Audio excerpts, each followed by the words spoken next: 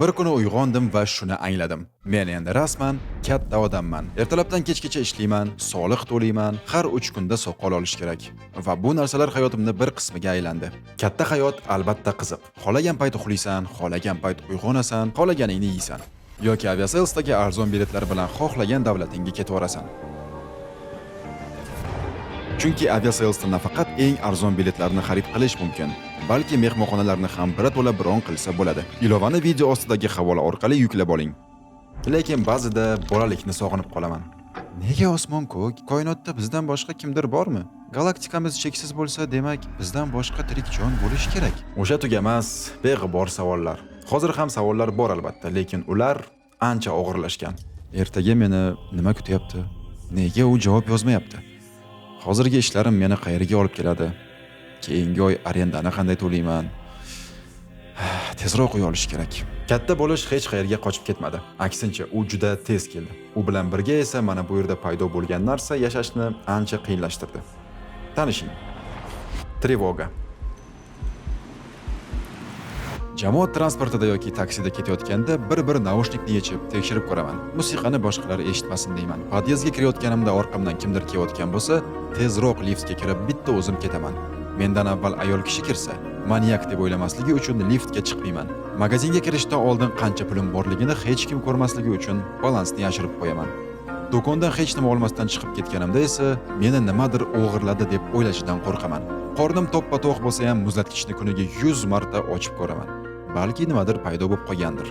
Agar kimdir menga Telegramda 15 daqiqadan ko'proq javob bermasa, demak meni yoqtirmaydi yoki xafa qilib qo'ydim degan xayollar meni qiynaydi.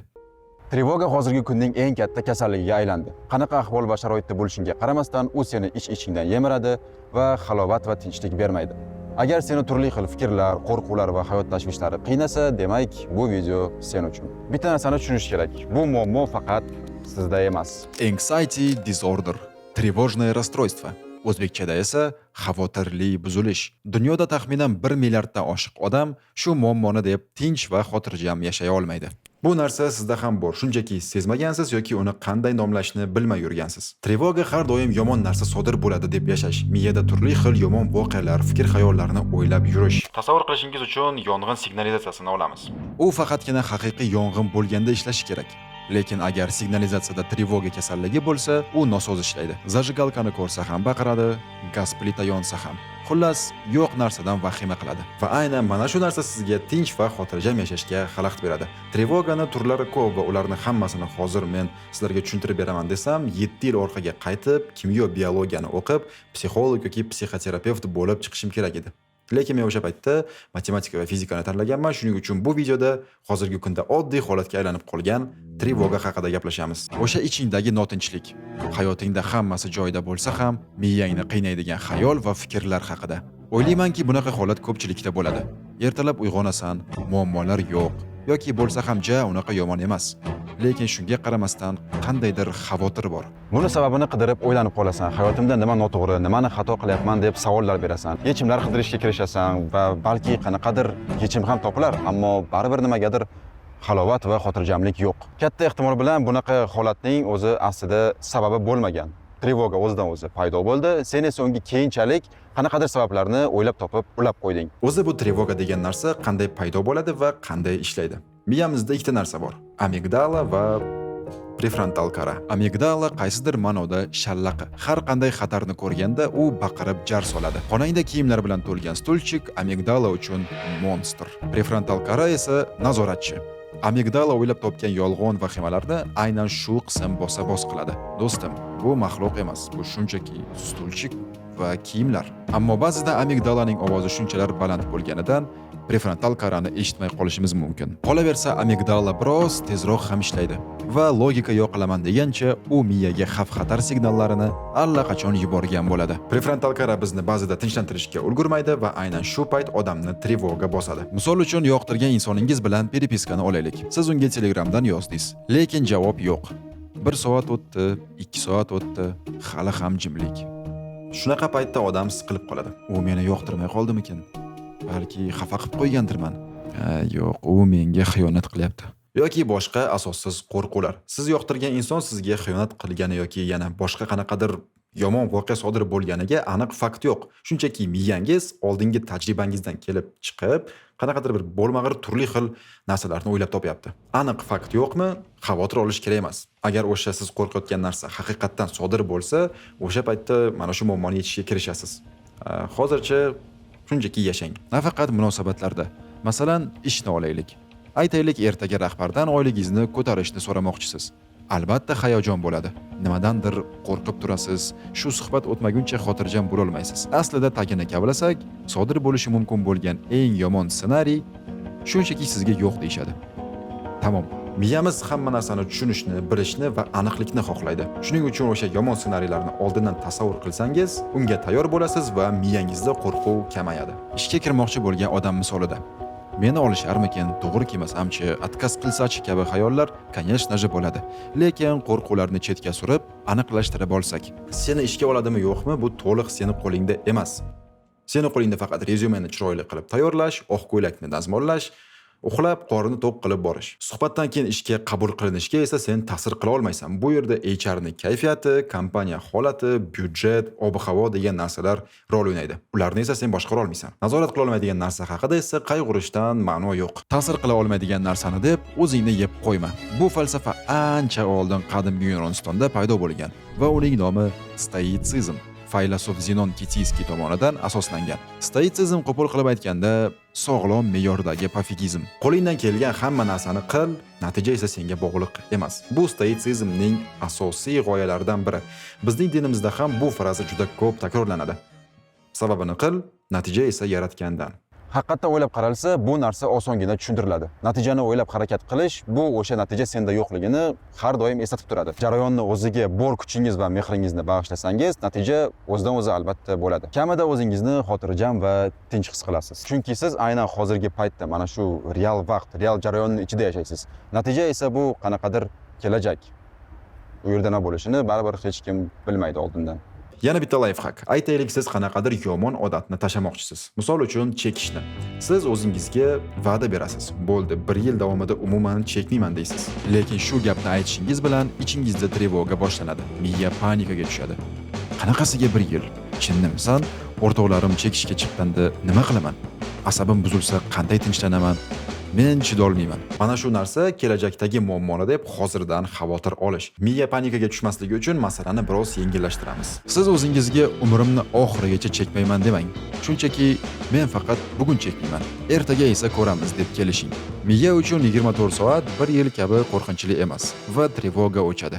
Ertaga esa shunchaki bugungi kunni takrorlaysiz. Faqat bonusiga sizning ertangi versiyangiz bugungiga qaraganda ancha tajribaliroq bo'ladi. Oddiy qilib aytganda, ertaga nima bo'lishi seni ertangi versiyangning muammosi. Trevoga qanaqadir qo'rqinchli narsa emas. Aksincha, u sekin, bildirmasdan odamni ich-ichidan yeydi, charchatadi. Boshqa narsalarga kuch va fokus qoldirmaydi. Aynan shunisi bilan u yomon.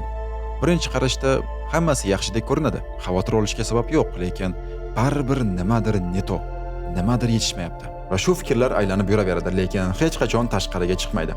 Chunki o'zini to'liq ko'rsatsa, aslida ular qo'rquv va siqilishga arzimasligini tushunasan. Aynan shu uchun ham stoitsizm falsafasi premeditatio malorumni tavsiya qiladi. Oldindan eng yomon ssenariyni tasavvur qilish, ichingdagi qo'rquvlarni yuzaga chiqarish. Shundagina ular avvalgidek qo'rqinchli bo'lmaydi. Misol uchun, munosabatlarni deb siqilib yurgan bo'lsang, sodir bo'lishi mumkin bo'lgan eng yomon narsa seni tashlab ketishadi. Seni tashlab ketgan bo'lsa, demak, u seni odaming emas va hali o'z juftingni topasan. Trevoganing zamonaviy sababchilaridan biri bu albatta ijtimoiy tarmoqlar. Oldindan aytaman, Instagramga kirma, ko'proq kitob o'qi demayman, chunki o'zim bu narsalarga amal qilmayman. Shunchaki ulardan foydalanayotganda mental sog'lig'ingizga zarar yetmasligi uchun ba'zi bir lifehacklar bilan bo'lishmoqchiman. Biz ijtimoiy tarmoqlarga o'zi dam olamiz, nimadandir chalg'iymiz deb kiramiz.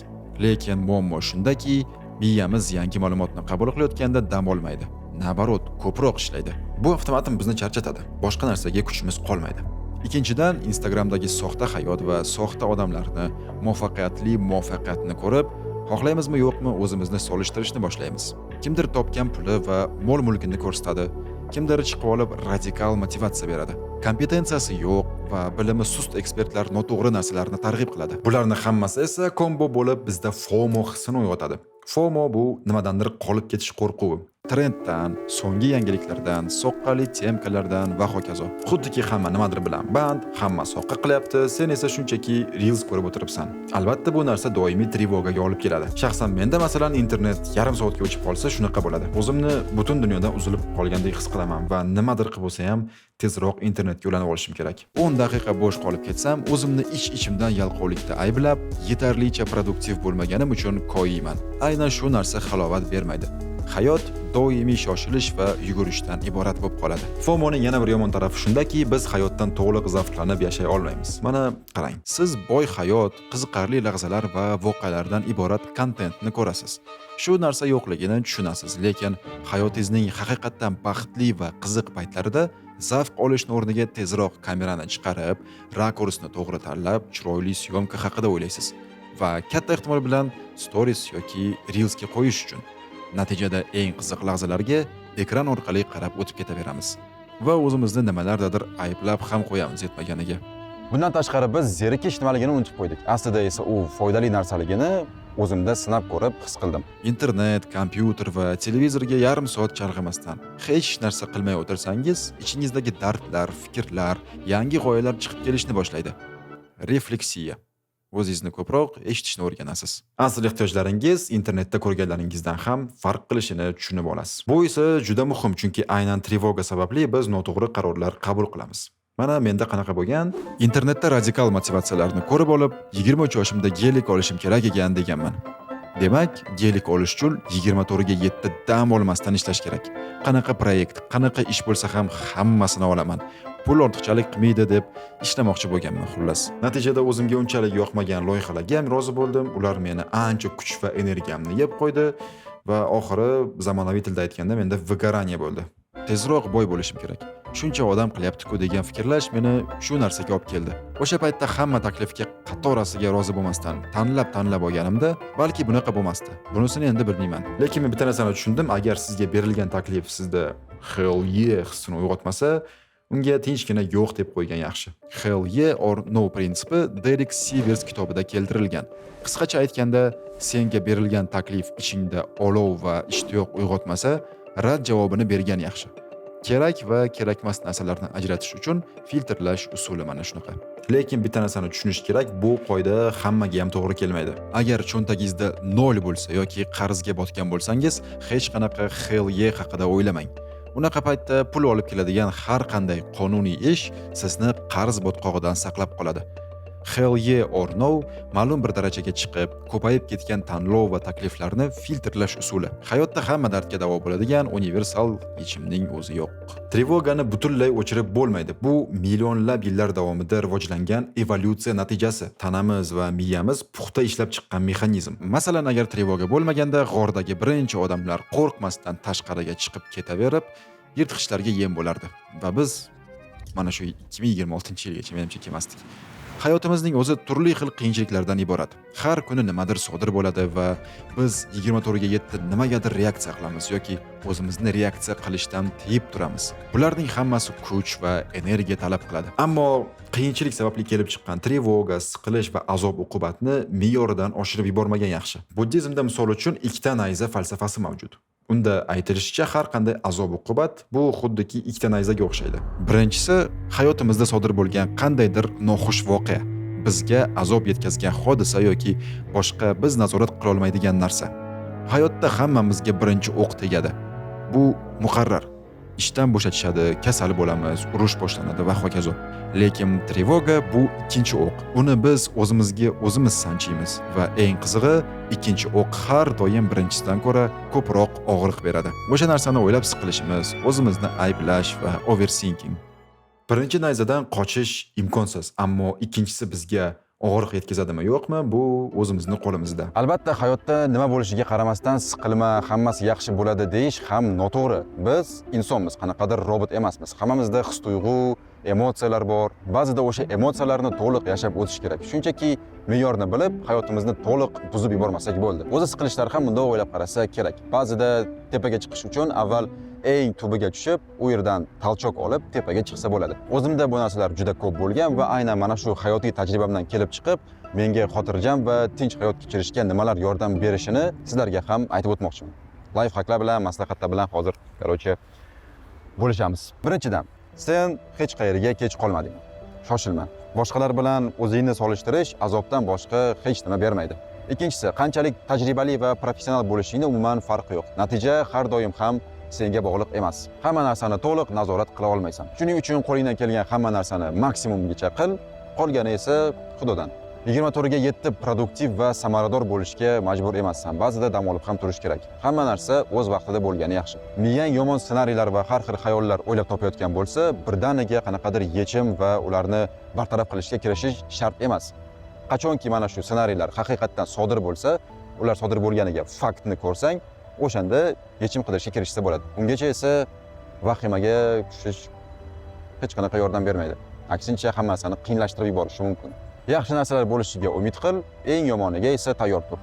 Rivojlanish va harakatdan to'xtamasdan boriga shukr qilib qo'ygan yaxshi, chunki bu narsa halovatning eng asosiy sirlaridan biri ekan. O'zim bu narsani yaqinda anglab yetdim. Senga nima yaxshi bo'lishini o'zingdan boshqa hech kim bilmaydi. Bu maslahatlar ham misol uchun hammasi senga to'g'ri kelmasligi mumkin. Psixolog, psixoterapeutga borishning umuman uyatli tarafi yo'q. Mental sog'liq haqida qayg'urmasang, ertaga Alsgeymer, shiza, demensiya va boshqa balo-battarlar kelib chiqishi mumkin. Yashash borgan sari qiyinlashib borayotgandek tuyulsa, ozgina chalg'ing, sekinlashing, tabiatga chiqing, dam oling. Bundan tashqari fikrlaringizni yozib boring, yaqinlaringiz bilan bo'lishing. Xullas, hamma narsani o'zingizni ichingizda saqlab yurishga ham o'zi majbur emas. Короче, shundoq ham qiyin bo'lgan hayotingizni og'ir fikrlar va qanaqadir trevoga, qo'rquvlar bilan qiynamang. Давайте.